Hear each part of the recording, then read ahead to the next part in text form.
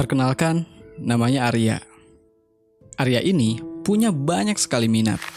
Hari ini ia semangat belajar bikin puisi, besoknya pindah ke gitar, lusa tiba-tiba ingin belajar melukis. Masalahnya muncul saat orang bertanya, "Kamu nanti mau jadi apa? Cita-citamu apa?" Disitulah Arya mulai bingung. Bukan karena ia tidak punya potensi, justru karena terlalu banyak hal yang ia suka, kepalanya penuh pilihan. Sampai akhirnya ia sendiri tidak tahu harus berjalan ke arah mana. Di sekolah, Arya pernah mendengar kalimat yang sering diulang gurunya. Kalau mau sukses, harus fokus. Kalau setengah-setengah, kamu tidak akan jadi apa-apa. Kalimat itu menempel di kepalanya. Arya lalu mulai mengingat dirinya sendiri. Ia memang bisa banyak hal. Menulis naskah, videografi, main gitar, dan beberapa hal lainnya. Tapi, semuanya biasa saja. Tidak jelek, tapi juga belum bisa disebut hebat. Skillnya ada, tapi tidak ada yang benar-benar menonjol. Ia tidak jago di suatu bidang. Ia hanya sekedar bisa. Tamparan itu terasa lebih keras ketika ibunya berkata, "Di masyarakat, orang lebih menghargai spesialis, seseorang yang punya satu keahlian, tapi dalam. Mereka dianggap lebih bernilai daripada orang yang bisa banyak hal, tapi dangkal." Arya sulit membantah. Semua kata-kata ibunya terdengar masuk akal. Ia mulai menyadari, mungkin ia memang harus fokus, supaya skill yang ia punya tidak setengah-setengah. Dulu, Arya punya mimpi besar, menjadi jago di semua bidang. Tapi semakin dewasa, ia mengerti satu hal yang menyakitkan. Waktu tidak akan pernah cukup untuk mencapai hal itu. Masalahnya, justru disitulah letak kebingungannya. Kalau fokusnya kemana? Karena semua hal yang ia pelajari selama ini, semuanya terlihat menarik. Akhirnya, banyak hal yang ia suka. Alih-alih membuatnya produktif, malah membuatnya menjadi pasif. Ia terjebak dengan kebingungannya sendiri. Suatu hari, Arya lalu menceritakan permasalahannya kepada ayahnya. Dan setelah mendengar curhatan anaknya tersebut, tiba-tiba ayahnya teringat seseorang. Seorang teman lama yang dulu juga punya masalah yang sama seperti Arya. Namanya Pak Tejo. Orangnya punya banyak minat dan dulu juga sempat bingung seperti Arya. Tapi sekarang, Pak Tejo dikenal sebagai pengusaha sukses. Bukan hanya di satu bidang, melainkan di banyak bidang yang berbeda. Singkat cerita, ayah Arya akhirnya mempertemukannya dengan Pak Tejo. Pak Tejo menyambut Arya dengan ramah dan lalu mempersilahkan ia bertanya apapun. Dengan malu-malu, Arya mulai bicara. Begini Om, saya punya banyak minat. Saya jadi bingung, harus fokus kemana Om? Pak Tejo mengangguk pelan, lalu bertanya balik. "Oke, Om mau tanya dulu. Kamu gampang teralihkan sama hal baru yang menurut kamu menarik? Terus setelah bosan, kamu pindah lagi ke bidang yang lain?" Mendapatkan pertanyaan balik itu, Arya tersenyum kecil. Iya Om, tapi sebagian. Ada yang memang saya tinggalkan karena sudah nggak menarik. Tapi nggak semuanya kok. Pak Tejo tersenyum, seperti sudah memahami permasalahannya. Nah, kalau begitu, begini. Saat kamu menemukan sesuatu yang kamu anggap menarik, jangan langsung kamu eksekusi. Jangan langsung mulai. Jangan langsung beli alat. Jangan langsung ikut kursus. Kamu cukup tulis dulu di buku. Terus, Tanya Arya tak sabar.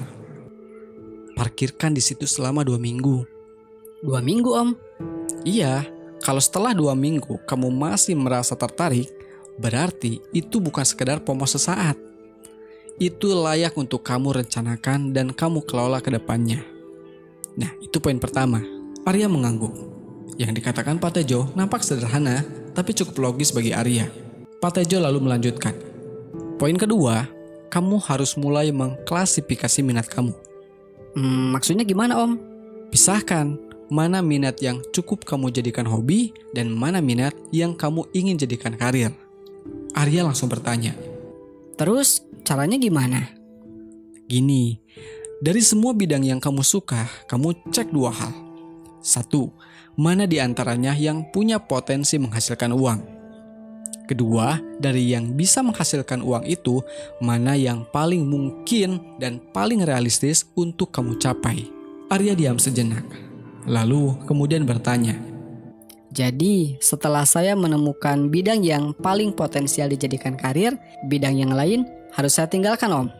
mendengar kesimpulan itu, Pak Tejo tersenyum. Ia menyeruput kopi di depannya, dan lalu berkata dengan pelan, "Nah, di sini cara mainnya." Arya menatap. "Begini, tadi kan Om menyuruh kamu menulis semua bidang yang kamu minati. Nah, sekarang kamu coba tulis. Minat-minat itu sebenarnya mengarahkan kamu kemana?" Maksudnya gimana, Om? Pak Tejo menaruh cangkir kopinya dan lalu melanjutkan. "Contoh, kamu suka menulis cerita, kamu suka editing, kamu suka videografi. Kamu juga tertarik ke psikologi dan juga sejarah." Pak Tejo lalu menatap Arya. "Kira-kira semua minat itu kalau digabung mengarahkan kamu kemana?" Arya diam sebentar. Lalu ia menjawab ragu-ragu. Pembuat film mungkin? Pak Tejo tersenyum. "Nah, itu salah satu contohnya. Jadi, kamu bisa memilih satu profesi yang mencakup banyak minat kamu. Atau, kalaupun tidak semuanya masuk, minat lain bisa jadi pendukung yang bikin kamu punya keunikan." Pak Tejo melanjutkan. "Misalnya, kamu jadi marketing atau jadi pengusaha, tapi kamu punya minat dalam psikologi, maka kamu akan lebih pandai dalam memahami calon customer kamu. Nah, itu bisa jadi kelebihan." Mendengar itu, Arya mengangguk pelan. Namun, meskipun begitu, nampaknya ia masih belum benar-benar puas. Kalau ternyata gak ada profesi yang mencakup semua minat saya gimana, Om? Pak Tejo tertawa kecil. "Gampang. Kamu pilih profesi yang tidak mengambil seluruh waktu dan energi kamu. Supaya di waktu luang, kamu tetap bisa menekuni minat yang lain. Contohnya, ada dokter yang jadi penyanyi, ada guru yang juga jadi penulis, ada programmer yang juga jadi ilustrator. Bukan karena mereka tidak fokus, tapi karena mereka tahu cara membagi waktu." Oke, Om, saya paham. Saya mulai tercerahkan untuk menentukan jenjang karir ke depannya. Lalu Arya bertanya lagi. Tapi sekarang, gimana cara mengelola waktunya, Om? Soalnya, pilihan di kepala saya banyak banget. Dan itu malah bikin saya bingung sendiri. Pak Tejo mengangguk. "Oke, tadi Om menyuruh kamu menulis daftar minat kan?" Arya mengangguk. "Nah, sekarang ubah minat-minat itu jadi semacam proyek. Setelah itu, kamu bikin jadwal. Misalnya, bulan ini kamu mendalami bidang apa dulu." Pak Tejo menatap Arya serius. "Dan ini penting, kamu tidak boleh menumpuk semuanya dalam 1 bulan." Arya tersenyum kecil, seperti terasa tertampar halus. Pak Tejo lalu memberi contoh. Misalnya, kamu ingin belajar fotografi. Jangan tulis belajar fotografi doang. Tapi tentukan bulan ini kamu mau menguasai apa dari fotografi. Komposisi, lighting, editing foto. Atau kalau kamu ingin mendalami psikologi, tentukan buku apa yang mau kamu baca minggu ini atau bulan ini. Tapi Om, gimana kalau minat lain yang bukan proyek utama tiba-tiba ganggu? Misalkan begini, tiba-tiba saya kepikiran hal lain. Itu normal. Minat lain itu jangan kamu anggap musuh, tapi kamu jadikan dia selingan.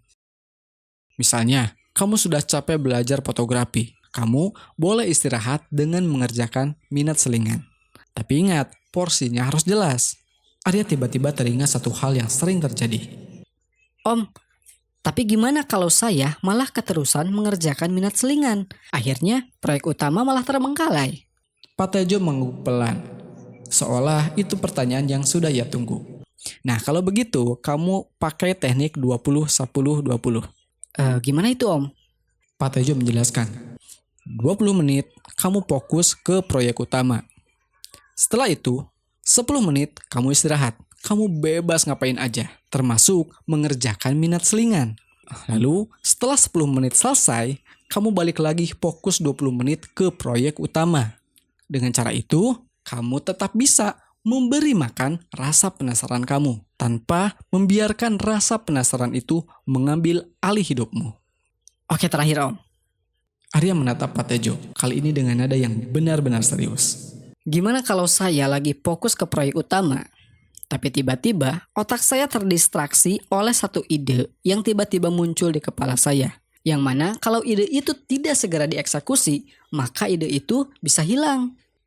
Oke, kalau kejadian seperti itu, kamu nggak perlu melawan ide itu. Kamu juga nggak perlu langsung mengerjakannya. Kamu cukup lakukan satu hal sederhana. Catat ide itu. Tulis cepat di buku atau di notes HP. Biar otak kamu tenang. Karena dia tahu ide itu tidak akan hilang. Nah, setelah itu, kamu bilang ke diri kamu sendiri, oke, nanti saya akan tinjau lagi ide tersebut. Arya terdiam, seperti baru sadar. Selama ini, ia selalu gagal bukan karena kurang kemampuan, tapi karena ia selalu merasa harus menuruti semua ide saat itu juga. Pak Tejo lalu melanjutkan, nah, dengan cara itu, kamu tetap tidak kehilangan ide brilian kamu. Tapi, kamu juga tidak kehilangan fokus. Arya benar-benar merasa tercerahkan hari itu. Untuk pertama kalinya, ia merasa menemukan jawaban atas kebingungannya selama ini.